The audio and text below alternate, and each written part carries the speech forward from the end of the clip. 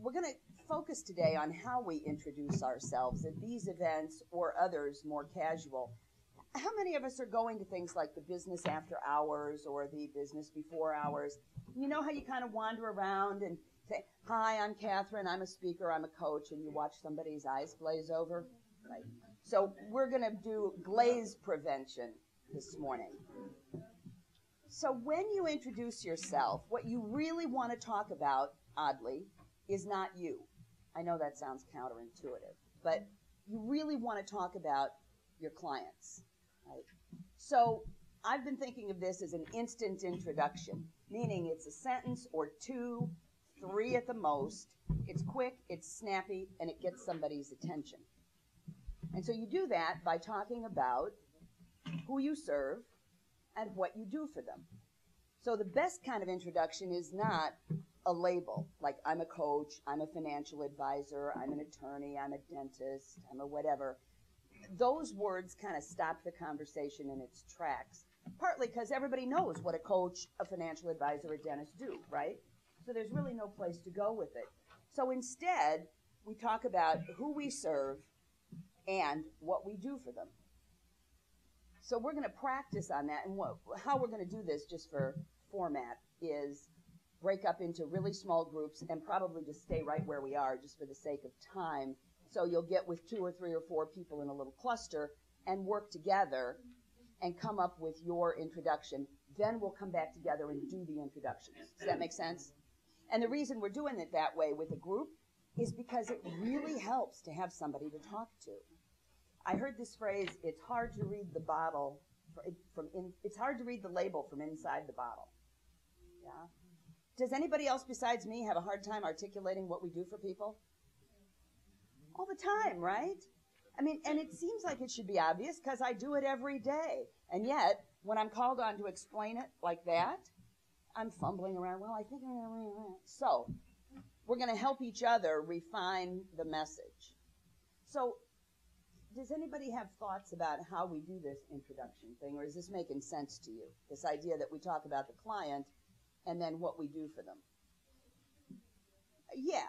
So you talk about, I'm a distressed real estate attorney. And distressed real estate gives it a little punch rather than just say I'm an attorney. But what if it was something like, I work with homeowners who are hanging on by a thread, and I help them get peace of mind. And do you see what I'm saying? Now Erica can go. So do you hear the difference in that? Like, because here's the thing, when we talk about our audience, we want to make it a fairly narrow audience. And I think one of these months we'll do something about this whole idea of a niche. Or do you say niche? Both. Both? You kind of go back and forth. I have trouble with that. Is it a niche? Is it a niche? Most of the marketing experts I study say you have to have a narrow niche or niche. So if I try to serve everybody, I don't really get anybody's attention. You're better off to focus. And isn't that hard? Because as a small business person, we want all the business we can get, right? So I think, oh, no, I don't want to eliminate possibilities. I want to bring everybody into the fold. But ultimately, narrower is better. So when we speak about our niche in this room, it may be that there is nobody here who's hanging on with a thread. I mean, I like you all, so I hope nobody's hanging on by a thread.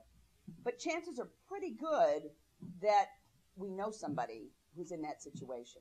And that's really what we're looking for here. Not that everybody in this room is actually going to become our client, although you're certainly welcome to be mine, but that somewhere somebody here is going to make a connection for us that will help us and help the other person.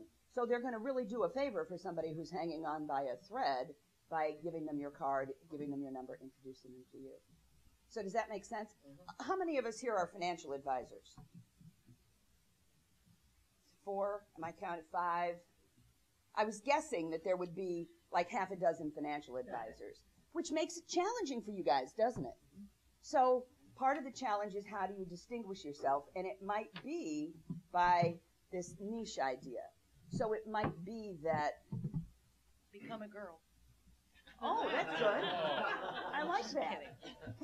It might be that I help parents who are desperate to figure out how to put their kids through college as college costs get bigger and bigger every year.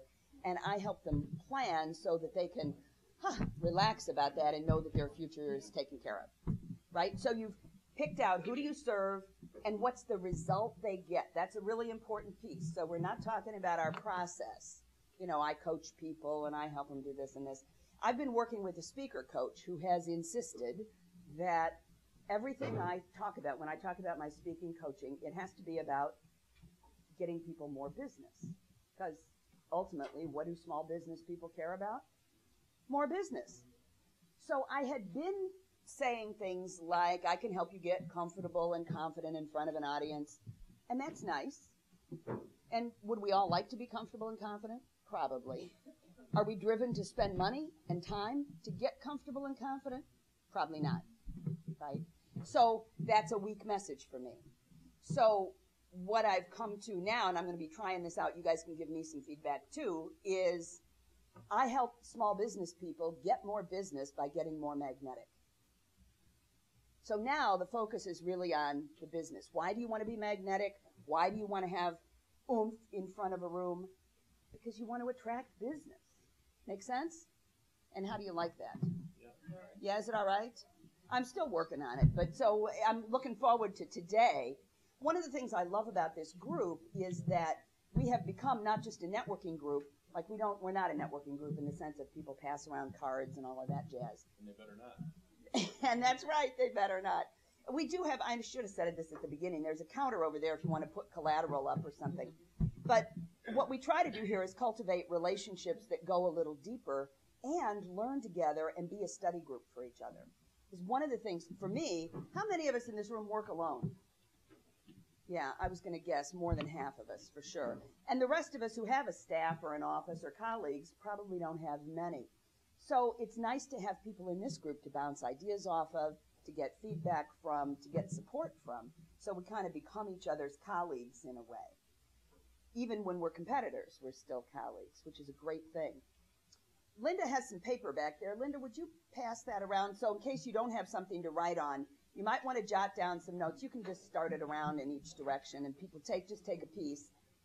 And then your goal is to figure out how you're going to identify yourself, speaking about your target audience or the people you serve, the people you help, and then the result that you get for them.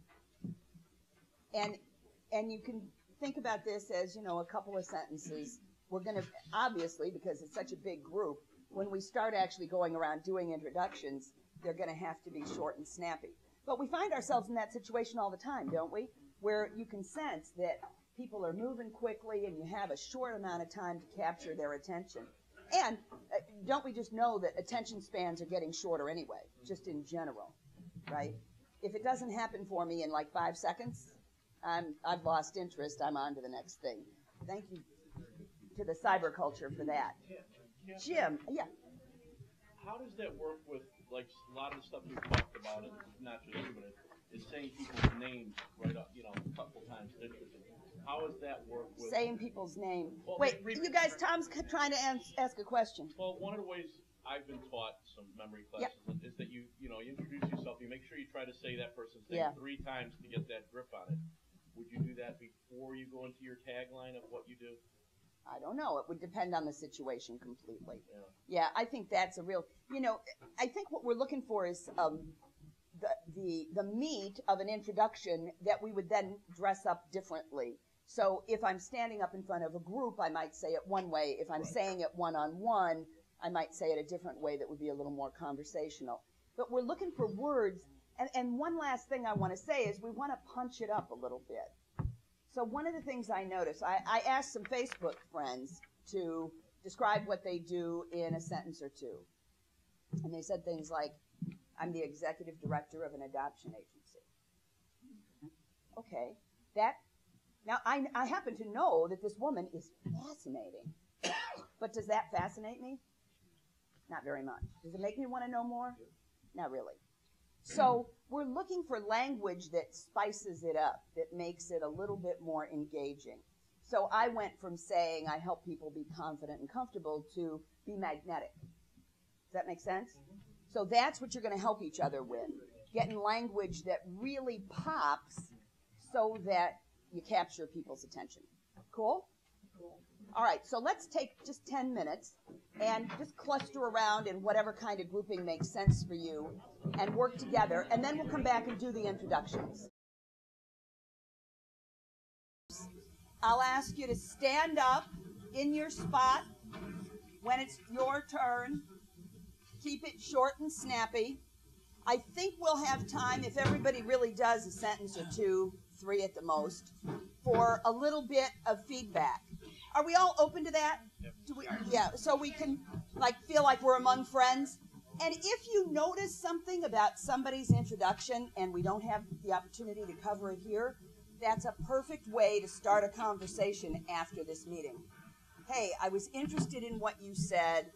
Have you thought about this?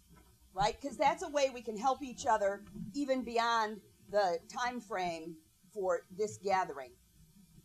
So, quick reminders, you're talking about, your focus is on who you serve, the results they get, and you want to put it in language that pops. My clients have experienced some very bumpy rides in the financial markets, so I act as a financial shock absorber to smooth out their ride. Do we like that? Yes. I like that. I can simplify your life with the power of one. One order, one delivery, one invoice. All your office products, Tribune products. Nice. My name is Sally Eggers, and my business is Heart to Heart Wellness. Would you agree that all energy is all there is? Everything is energy? Einstein thought that. So I can teach you how to change your energy, or I can teach you how to change your mood by changing your energy.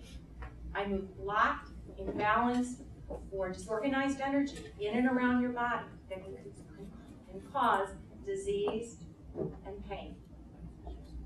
Okay. This provides,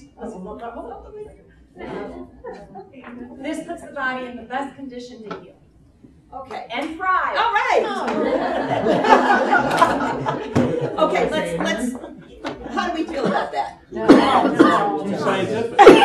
Here's my feeling. I think starting out with a metaphysical question, we don't know what to say. You know, would you agree that everything is energy? We're like, wow, I don't know. Let me think about that. You don't want to give us something to think about. So if you're going to start with a question, it needs to be a yes/no question, or a question where the answer is really obvious to people. Do you want to learn how to change your mood by changing your energy? Even better than that, okay. Would you like to be in a better mood more of the time? Oh, nice. Something simple. Right? Then everybody says yes. Who wants to be in a bad mood? Nobody. Right? Then go on from there. The way to get into a better mood is to change your energy. I'm Sally Eggers, Heart to Heart Wellness. We help people shift their stuck, blocked energy. You get it? Then it's like short and sweet. Okay. And we don't need to know, in the context of this introduction, we don't need to know the details of how that happens. We need to know, energy, better mood. I want to learn more. And that's really the goal. So that's how it engages. Yeah. Does that make sense? It does. Yeah. Thank you. All of us who said I'm in business for myself, poor you, you don't have an HR department that helps you get health insurance or follows your claims. Yes, you do. Me. I'm Rebecca Bloomfield, Jerry Pearlstein Insurance, and for a decade, that's what we've helped entrepreneurs like you do. Nicely done. Yes, the HR.